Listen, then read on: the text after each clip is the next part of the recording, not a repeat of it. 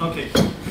Actually, I have to admit, when Justin just asked whether who knows OWASP, I lied too. I've been with OWASP for 6 to 8 years now, and I still don't get everything, or I still don't know them sometimes, I feel. So you are absolutely not alone. This is a very common theme, in case you feel that. What I want to talk a little bit about is bring it all together. So I'm giving you a little bit like a high-level dive in. And actually it's quite good for me that not everybody here in the room knows OWASP already. That way I can take you on that journey together with me. And, oh yeah, thank you. See ya. That would be nice.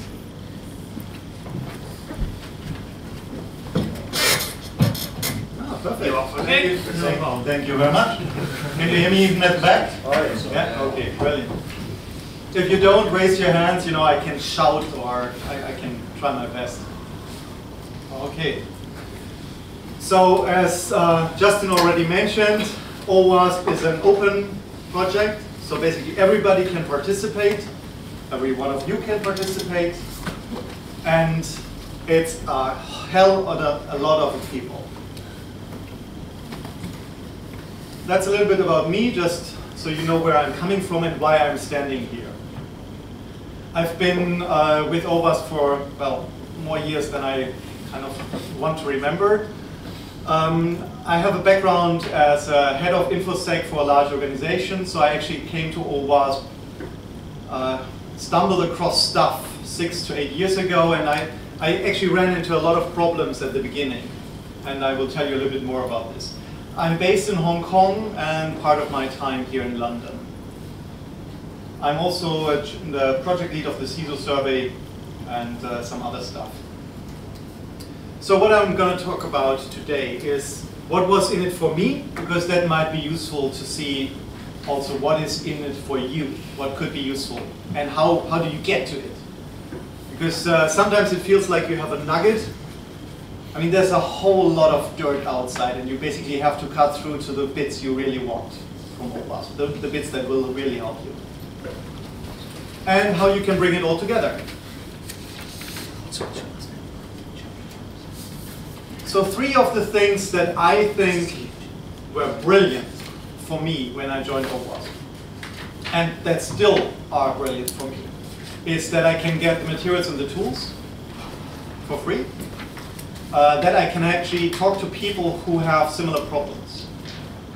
I'm not sure whether you ever had this problem. Well, okay, I need to write, I don't know, a new cross-site scripting protection library, or I need to set up a documentation for my developer teams, or I need to write an RFP and I need some data, what I should put in there. And yes, of course, you can write everything from scratch. I tend to be lazy. So if I can reuse stuff that other people did, yes, of course I want to do that. And the third thing that I loved about OWASP was actually the ideas. You will hear about a couple of ideas today that I found quite innovative. For example, the App Sensor project. But one of the problems is there are 148 currently active projects. And who of you has looked at our website recently? Some of you? Okay. Who found immediately what you want? One hand. Yes, yes, you're the master. You're the master of OWASP. What were you looking for? Criteria for controls of mobile devices, but it wasn't the first time I've been on that page. Okay.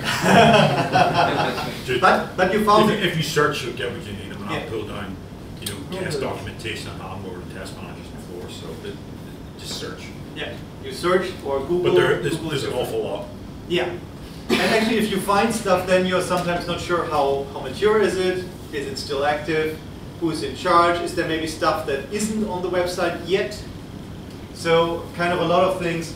And I was confronted with exactly the same. There's a whole bunch of stuff. I didn't even know exactly what I want. And then I started reading. And hours passed, days passed.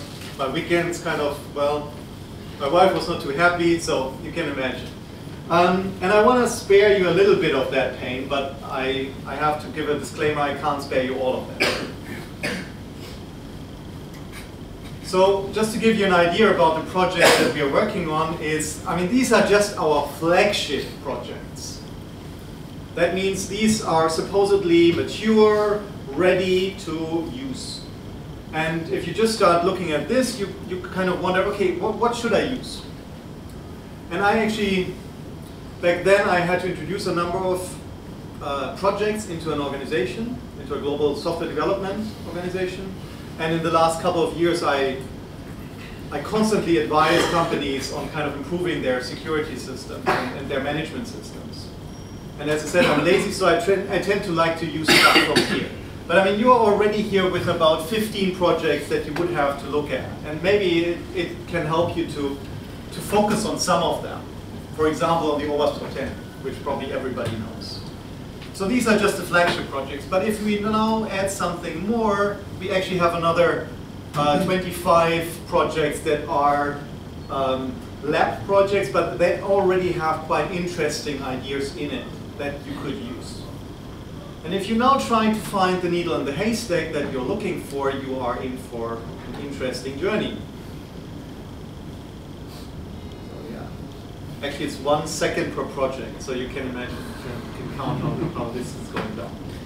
Well, I think we're very close to the end. So for example, you're going to hear later about the O2 platform. I love this guide. The AppSec tutorials we have. But you're kind of feeling a little bit swamped. I like the cheat sheets. So what I'm going to do is I'm actually not going to talk about all of this stuff, obviously. Otherwise, we're going to be there 3 days later still. But what I like to talk about is the bits that I found useful to run in an organization and to take them off the shelf and implement them. A little bit to know about how projects work. We have basically different levels: stable, beta, alpha, and inactive. And you want to look at stable and beta. These are more useful. We have documentation or tools, and for 3 purposes: protect, detect, and lifecycle. So for example, who knows the OWASP EUTour2013? Yeah, okay, some of you. So this is a stable project, documentation, and it is with the intention to protect. Very easy categorization. Then you know there's also stuff outside of OWASP. There are standards like ISO 27005, 01, COVID, RISC, NIST, ETIL, CSA, and so on and so on. So, and these things are also interesting, potentially. Let's see what's the next slide. Okay, maybe let me ask you a little bit, one thing just so I can find out about you and also tailor what I'm going to talk about more. One of the key questions would be, are you more pen testers or more developers in an organization? So if you're a developer, would you mind to raise your hands? Or? Okay, brilliant. And pen testers? Okay, that's good. So I have to apologize to the pen testers. I might not be the best speaker for you then, but it might actually still be interesting to see what the other guys need in their organizations. So I'm actually going to talk more about industry and how you develop secure software. One of the things, I mean, probably all of you have seen this people, process, technology framework, where you try to put stuff into different categories to help you. And at OWASP, we try to help you with training, with organization bits. We have some risk management ideas. Guidelines actually is really, really helpful. Technology, a lot of tools, though I must admit I'm not the perfect tool guy. For that, you better talk to Dennis. I mean, he's the crack. So the project that I found useful, I basically in the last 5 years, I talked with, I don't know, 50 to 60 CISOs and head of InfoSec for organizations. Quite a number of them were greenfield. So the question is, hey, well, you know, you have these 150 projects, or where should I start? Actually, that's the first question. What should I do? I want to have more secure software. How do I get there? And then the answer is, well, I mean, the answer I heard they had before was something like, oh, take a look on the wiki. It's all there. Have you heard that answer before in your organization? Take a look at the portal. Where's your, there's all your answers are on the portal. All your answers are on the internet. Yes. Hell, that's very helpful. So one of the questions I usually try to give them is, okay, these things work for me and these things work for all the other guys that I talked before. So I want to give you a little bit of a ride into what worked for me is OWASP Top 10, Code Review Guide, Development Guide, OpenSAM, coding practices, application security. So you see some of them are blue, so flagship projects, and some of them are lab projects, which are not fully mature yet, but which are already very useful. And actually, in some cases, I don't agree that there are only lab projects. For example, the cheat sheets are actually basically ready, in my humble opinion. Good. So when you go into the organization, you kind of go through different levels of maturity. You can go in and basically you have nothing. And then the question is, what's your first quick win? Let me maybe ask you, what projects did you find useful in the last 6 months? Did anybody use an OWASP project in the last 6 months? Yeah. OpenSAM. OpenSAM? For what purpose? For following a risk-based and methodological approach to a secure software. Brilliant. Other? Yeah. Yes, API. ISAPI? Yeah. Wow! Congratulations. only the verification and the coding bits. Okay, brilliant. For me, I felt this is more like on the sophisticated end. Other projects? Some more? Mobile cheat sheets. Cheat sheets? Yeah, absolutely. More? Yeah? Mobile, yes. Okay. I haven't had that on the list, but yes.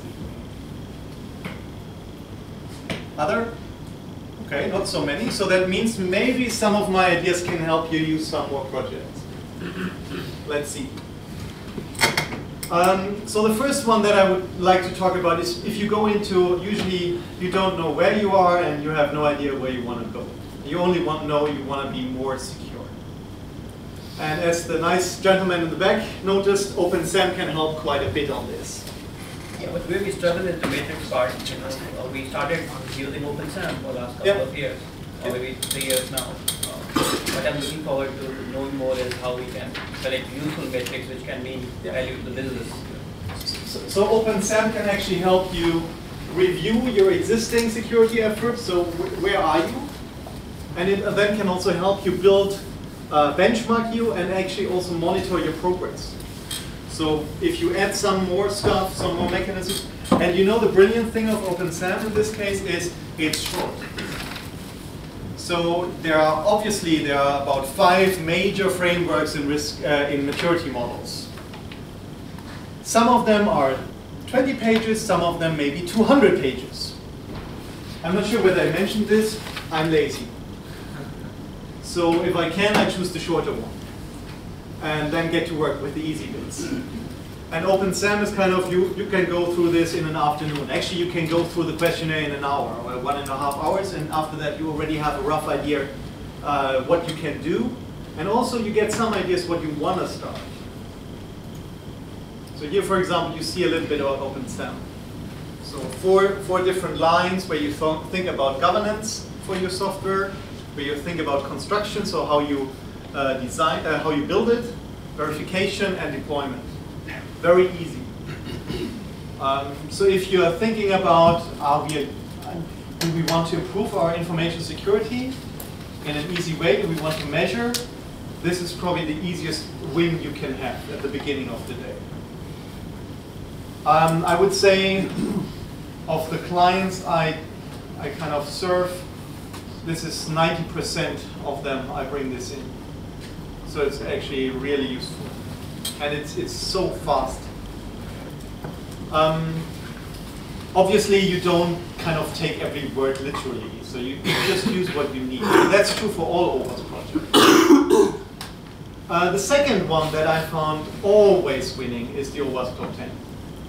Who of you had an OWASP Top 10 presentation? Ooh. Okay, there are some of them online, I believe. isn't it, Justin? Oh yeah. So in case you are curious, that is really a useful presentation. And I remember actually the very first thing I did with OWASP about 8 years ago was to listen to the OWASP for 10 presentation and later give it in my organization to developers. Because with that you have about a 1 hour, 1.5 hour session, and you basically nail the top 10 application security vulnerabilities. And if you can help your developers understand what's the problem, at least they have a chance of defending against it. And it's kind of really fresh and easy to listen to. It's not like, you know, it's not like reading a book. It's more like, oh, okay, this is the threat and this is how it works, so okay, I better watch out for these and these problems. Like SQL injection, cross-site scripting, and so on. So this is a very easy thing for awareness. And actually, very surprisingly, I found it also helps with management. So yes, I think primarily it's designed for developers, but I've given a short version to management a number of times, and it's easy enough to understand for them as well. So you may want to do this. And afterwards, your CTO may say, well, actually, we have to think about this and that. So maybe we should put some more resources into security. It's a great tool for awareness and for training. And it's actually available in all kinds of languages. Not that you would need here different languages, but maybe you have subsidiaries somewhere else. And you could actually have it in Chinese as well. We're currently releasing the version 2013. So I believe we're still in release candidate status. But it should be out there fairly soon. So highly recommended this part. So what else do I do? Oh yeah, this is about how. So you can use it for development teams, management training. We actually also have top 10 for mobile, top 10 for cloud. Not as good as top 10 for web and application security.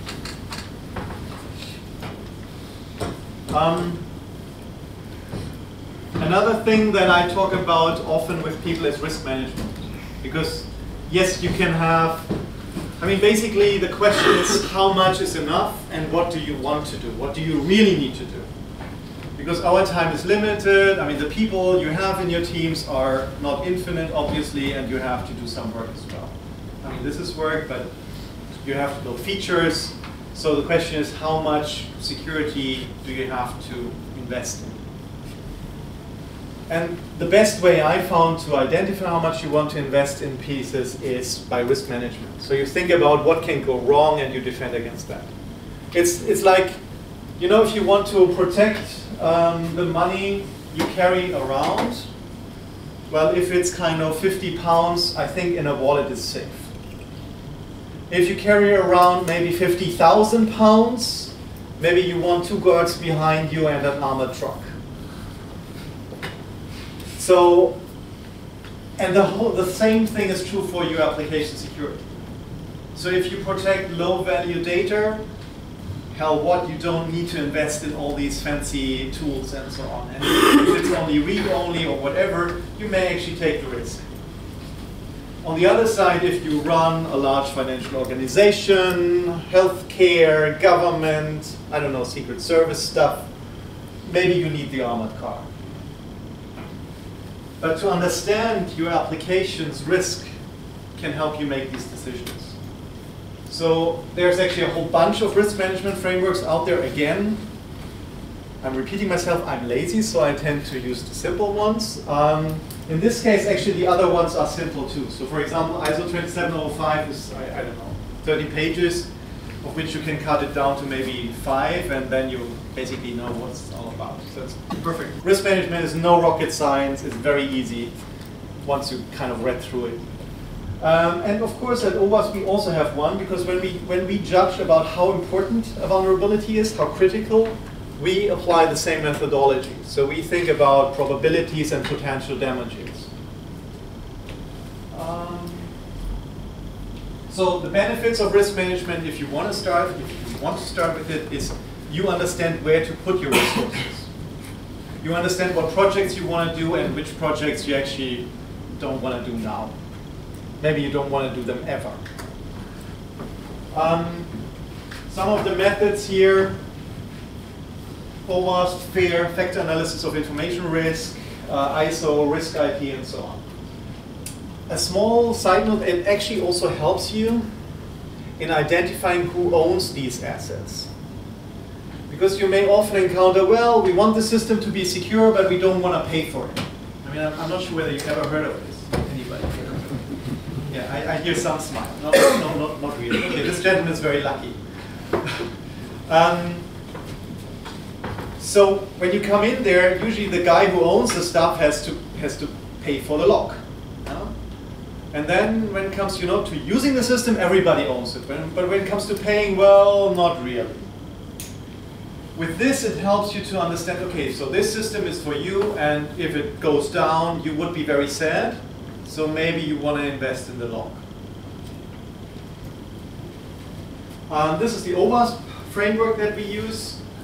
I wouldn't say it's superior to the others. I would rather say it's alongside the others. So you can use either one of them, or actually sometimes it's cool to use two methods and see the different angles on your software systems.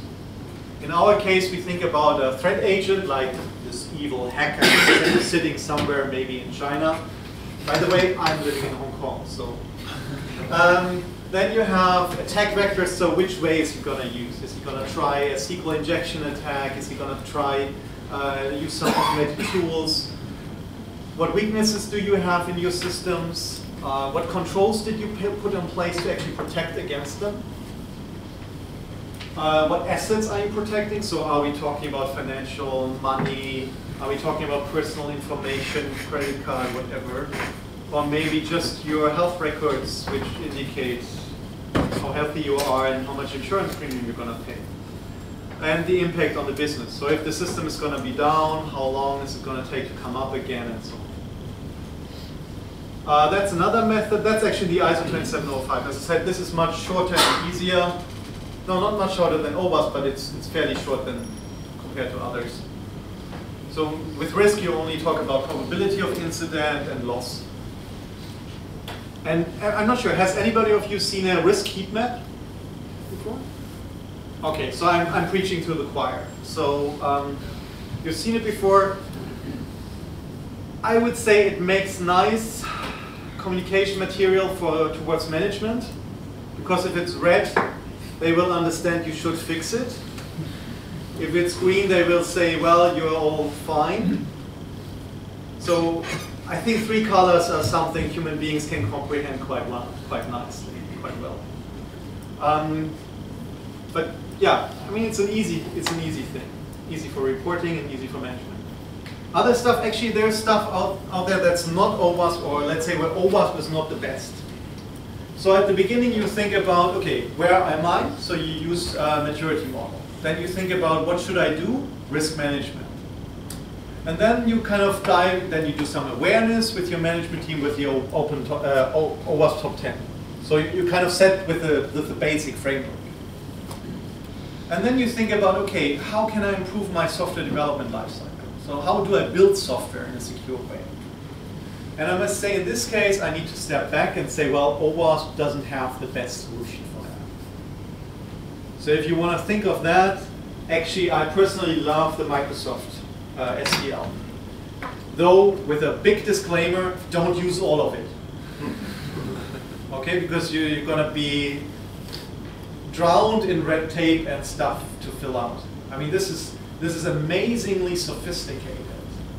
And it works for very large organizations, but if you are a kind of medium-sized organization and maybe not high profile, take only a little pieces of that. So for example, here's the full SDL as in version 3.0.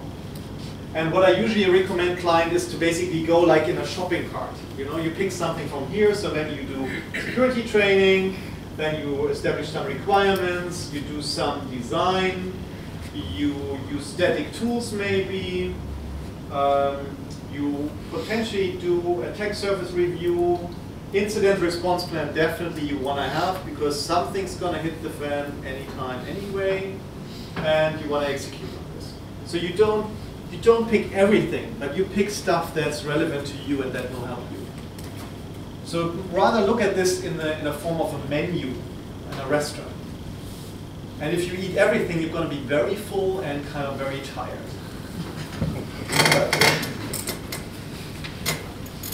So again, kind of still, if you read the stuff, you can basically pick. We have an OWASP project for that as well, which is CLASP, but I'm not going to go into this. So some other awareness and training tools, because I would say OWASP is probably, if you're in an organization developing software, the best stuff in OWASP is documentation reading. And it's really close to plug and play. So the OWASP Top 10 is plug and play. We have something called Secure Coding Practices, Practice Reference Guide. And the beauty of this is actually not that it's so kind of has everything. The beauty of it is short. Because if you, I mean, imagine you have a thick book. Have you ever dropped a book of 500 pages on the desk of a developer and said, well, you better read this before you start coding? And he kind of glared over and said, well, when do you want me to start with the project? Yeah? With this one, you basically dump something like 12 pages. And actually, in a number of companies, they have it on every developer's desk. And it's fairly easy. So it's in a positive way. You write about, okay, how should you write it right? So it doesn't talk much about what would go wrong or what you must not do. It talks about how you do it right. And with 12 pages, I think that's still in the realm of where you can expect people to read it. And even then, with 12 pages, we do the developers the favor. There's a title, and it's kind of sorted by subject. So when you start interacting with a database, it's 1 page. When you start working with web front-end, cross-site scripting, you have 1 page. So you can actually narrow down quite quickly. So you can also, even later during your work, when you come to a new project stage, maybe you want to look at something else. So it's not about reading it once and then forgetting about it immediately. It's kind of digging into taking a little bit. And also to kind of put some emphasis on this, this was developed by Boeing. So not by OWASP, but Boeing was so nice to later hand over the IP to OWASP so we can share it with everyone. And I would say, also again, among kind of all the clients I've seen, this was a major win, because you basically take the document, you put your company stamp somewhere on the corner and say, this is our internal guidelines for development. It would be nice and appropriate if you leave somewhere the OWASP references. And then you're basically ready to ship. And you can go to your head of information sec or to your CTO and can say, well, we already have our guidelines here. So basically after 1 day, your work of maybe a week is already done. And you can go play golf or I don't know what you do. Another nice thing is cheat sheets. Because a lot of the developers, well, you know, nobody wants to write bad code. It is just sometimes easier. Or you just don't know. Yeah? So how do you write safe code? And then you encounter problems and you think about, what should I do? How should I treat passwords? How should I treat authentication? How do I defend against cross-site request forgery stuff? And instead of giving the developer this 500-page book, we rather give them a cheat sheet for every problem. So there's, I think nowadays I have the feeling there's cheat sheets for nearly everything. Like, I don't know, yeah. Sometimes I feel like a cheat sheet for opening a door, which is kind of silly, but yeah, no. And these cheat sheets are also ready to go. They are short, they are usually about 3 pages per problem. So this is kind of the stuff you hand out anyway, and this is the stuff you hand out if they have a question, or if you find a problem. And all these two are also ready to go. So you just kind of you take it, put your company stuff on it, and ship it internally. Webcode is a tool to test, to learn, to practice. So this is actually an intentionally broken web application with security flaws all over the place. So this is riddled with security problems. And this can help you after you've done the OWASP 10. Maybe your developers have seen that. Maybe they looked at the coding practices, and then they kind of get into the feel, hey, yeah, let's try. Okay, I want to find out how do I do it wrong and how would I do it right. And I want to practice a little bit. And here you can basically run through the application and see how would you hack it. You get a lot of little tips and tricks how you succeed. I would say it's very mature in that regard. So once you kind of install it, and by the way, never install this on a productive system, because I mean this is full of security flaws. Okay. So these are 4 training tools that usually I recommend to all of the people I encounter. Maybe webcode, not all, to all of them, but the other 4. Yeah, OWASP Top 10, usually a good first awareness training. And I would recommend you to tailor it a little bit, because it depends on what kind of applications you're using. So if, for example, if you're quite heavy on, let's say, web front end and very heavy session management pieces, maybe you want to focus more on that. Or on the other side, if you're, for example, have quite some concerns about SSL and encrypted channels, you may want to focus on something else. Or if some of your groups are using databases like crazy, and you're quite concerned that they may have some SQL injection vulnerabilities in there, which probably 95% do, then you want to focus on that.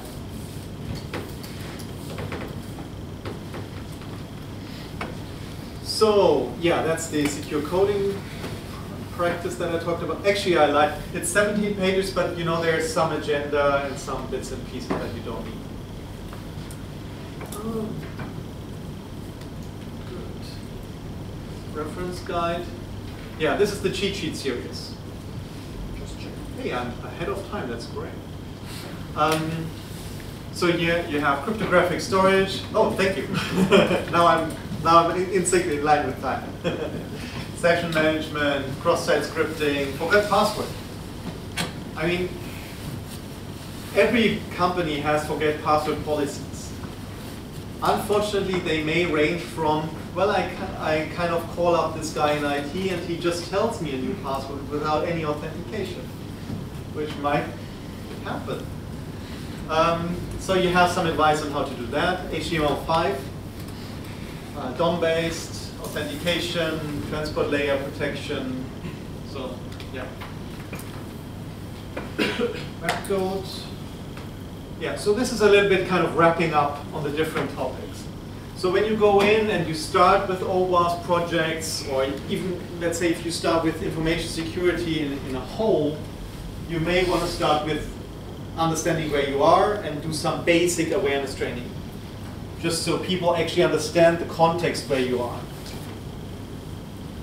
And then if you feel comfortable, let's say after a few months, you can start adding risk management, you think about organizational design, SDLC, and you do more training. I still have to find a developer who really maliciously writes bad code.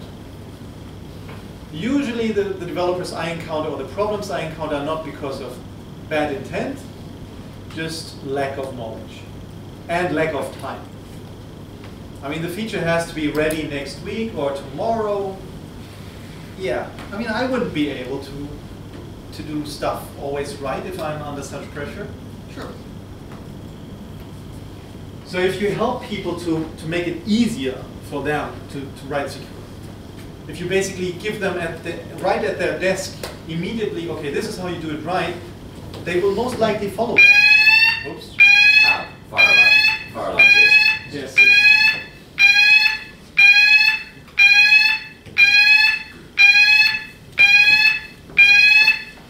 Does it also say how long it goes? Hopefully not too long, it is a test.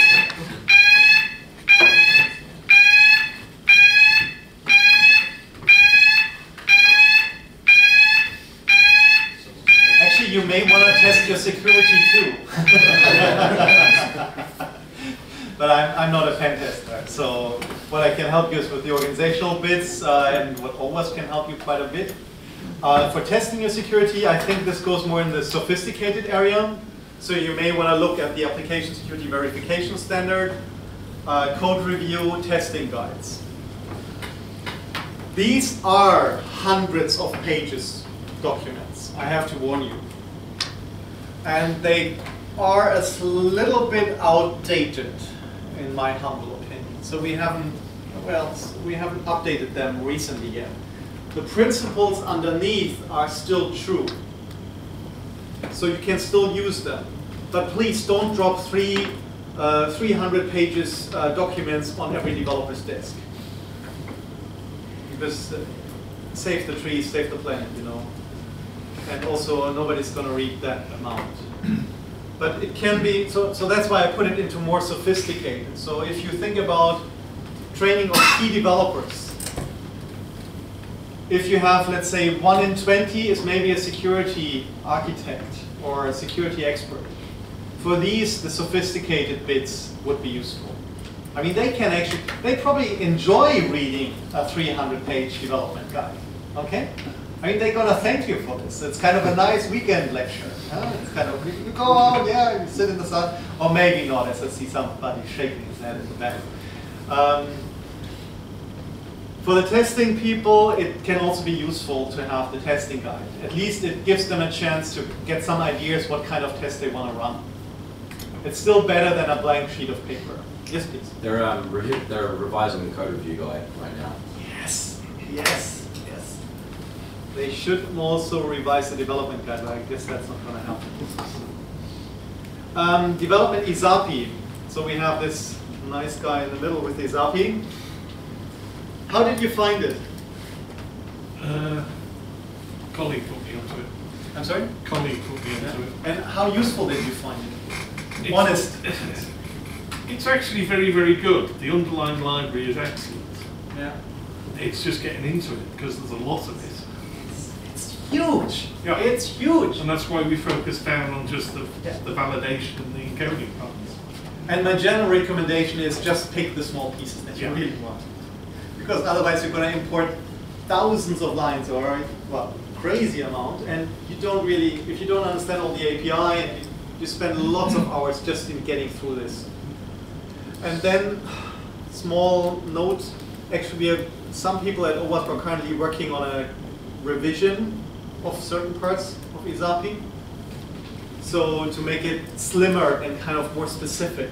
So you don't have this big part and then you just eat a small chunk, but you rather just pick what you need. App Sensor, you're gonna hear this afternoon about it a little bit from Dennis. It's, I personally thought it's a brilliant idea. So if you actually have a chance to talk with Colin during the breaks, he might be the person to talk with for App Sensor. I just love this idea. It's basically about how you find out that somebody is hacking your system right now and how you can actually interact immediately. And before I kind of open for questions, a little bit in some more on the high level stuff. So a guy from finance prepared a guide for CISOs, so kind of for information security managers. And we're running a CISO survey right now. So, actually let me jump one more ahead. So this is a link to the survey, and if you have a chance to maybe have 10-15 minutes, I would be really grateful if you would give your input, because we're currently writing a new report on information security and web application security in organizations. And for that, we try to get as much input from the industry as possible to give you also then the best insights back. Let me go back, opening for the questions. What tools? I mean, you heard some bits now, you know some bits. If you kind of lean back and think, what would you think would be most useful for you now? Any takers? Or let's put away OWASP. If you can have a wish list. You know, what is your problem? What if you can wish the magic fairy coming tomorrow to your desk? What do you want? Yes. we're short of relevant examples for our developers. Examples that the developers can understand as being security issues and something very specific to the work that they're doing. So I'm not too sure whether you can get this from the open source community, but it's having people really understand and appreciate, you know, what the issues are. And relevance is important, I think. Have you looked at OWASP EUTour2013? Oh yeah. There's some part at the end with examples. That was not enough, I guess. Or? No. It's basically very much application specific, you know. Common weakness enumeration. Yeah. I mean, we have CWE, common weakness enumeration. That might give some examples. I mean, I must admit I had a similar problem, and what I actually did is I used the OWASP Top 10, and then I basically picked the examples from my developers themselves, because you always have some people who make mistakes, and as long as you don't blame them, they are relatively okay with sharing. So I found it useful to use, to basically go into my teams and say, well, okay, what is it? And then I pick this example and share it. Another bit is web code. It's actually quite specific. You can show an example. Obviously, it's not your application, so it hits home if it's your own. Yes, that's the point. I don't think we can get that from anywhere. We've got to be able to articulate that ourselves in our business. I mean, I think this translating from common themes into your application is something only you can do, because only you know your application. But with this, you should be actually fairly close. So maybe you take a look at web code a little bit, so you can get some ideas where you want to look. Our problems is we deal with perhaps some non-standard technologies. Therein lies. Wow. You know, who doesn't? Non-standard technology. Yeah. Other wishes. The magic fairy is still here. Yeah. You know, in large companies, a lot of work gets transitioned or get done by third-party providers. Yes. And the focus shifts from getting cost efficiencies and having an automated way of verifying the security there. Yep. So I see maybe the tools in verification have a lot of weightage when we want to test or verify the security. But what I found working with, there is no security matrix. While the tools boast of they can do a lot of static code analysis and other stuff, we have less of matrix available. So is there any, because when you work with third-party providers, the focus is on assurance maybe and rather than getting other things, initiatives like OWASP. So we expect them to know us, we expect them to deliver a good quality of code. But the challenge from our side is to verify that. So is there any tools that we can use to measure the security? Actually, when I was young, I expected Santa Claus to come. And well, he came, but yeah. Maybe I was a little bit mistaken who did it. So, talking about third-party providers. So yes, we expect them to understand OWASP, to know it. I mean, even if you do an RFP, they usually write, oh, we do know the OWASP Top 10. But that's a very abstract statement. And then how do you verify? So two main questions. Two answers. Actually, if I work with outsourcing people, partners, I do it a little bit more specific than just say OWASP Top 10. What I do is actually a number of my clients use the quick reference guide and attach this to the RFP and say, this is how we expect you to write secure code. These are 17 pages. It explicitly tells you how to do it. And if you have a security vulnerability and you didn't do it like this, we expect you to fix it at your cost. Because if you don't say that, then they come back and say, well, we found a vulnerability, we can fix it and you can pay for it. Yeah. But if you put in this 12 pages and say, this is how we expect you to write secure software for us, and 12 pages is really acceptable in an RFP. They will come back and, well, they will say yes, and then I hope they will disseminate this information. So this is the first part of the answer. tell them how to do it right. Second part is how to verify. And actually that's challenging in its own, because even verifying in your own organization is quite a feat. Dennis is going to talk about O2, which is, in my humble opinion, quite sophisticated analysis tool. In some cases, I found it too sophisticated for my limited brain power. But that might be something. You can use static code analysis, and actually you have verification standards where you can use different levels of verification. Like, do you do only code automatic tools? Do you do manual tools testing? So how deep do you go? It's not the holy grail answer, I'm afraid. So a third and last question before I wrap up in time. Anybody? Wishes? Yep. Legacy. We do four. We do one more. Okay, please. Legacy code is quite a problem for me. Yes. So I can tell to do the right thing today, but I can't fix everything I have. I can't afford to fix everything I have as well. Yeah, and you're producing legacy code every day. No, sorry, just joking. Yeah. I would say, yeah, I have no magic, no silver bullet for that.